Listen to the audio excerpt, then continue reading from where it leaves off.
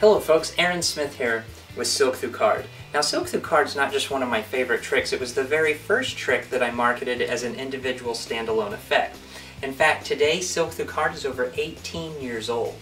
Silk Through Card's simple, it's easy to do. I'm just going to show it to you as if I was demoing it right here in the shop. So first thing I do is I have a spectator point to a card, in this case the Jack of Hearts. Now it's very important that this card be thoroughly examined, not just loosely inspected, but thoroughly examined. So I hand the card out to one guy, the person who picked it usually, and I have them pass it around.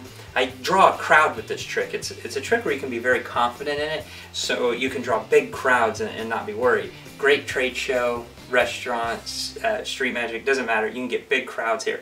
So I'll have people from other tables, I'll be calling them over, I'll get everyone standing. You can do it 360 degrees, but I like people just right here, right in front of me. Some off to the side. And so I tell them all to inspect that card to make sure there's no holes in it, no flaps, no slits, no trap doors, make sure the card doesn't have any arms or legs. It's just 100% paper and ink. And then when it gets back to me, I say, now everyone needs to watch me like a hawk, because I'm going to do a trick that's so amazing that in a moment you're going to wish you had watched my every move. So here it is. The card just goes right down on top of the pack. No trickery, right? I'm just cutting the cards, squaring the pack. Everything's totally fair, no trickery, but 100% magic, because out of all these cards, this whole deck is face down except for one card. One card is face up. It's not just any card, but it's the card that this gentleman chose. Excuse me, sir, was this your card? Was this your Jack of Hearts? It was. Ladies and gentlemen, the greatest trick since sliced cards.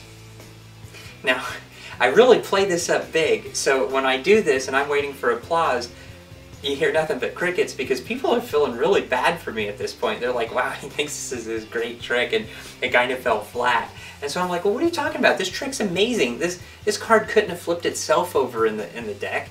I mean, it did that, you know, through magic. That's amazing. This is going to be on the news later. The physics here is mind-boggling. How could this have happened? And yet still it falls flat. So I say, you know what? I have this other trick that I've been working on. It's not as good, but I'd like to see how it plays here since I've got a group of people. So I take a silk out of my pocket and I touch it to the front of the card, and then I just pull like that. Now, since there's no flaps or anything, you can instantly and fairly show both sides of the card.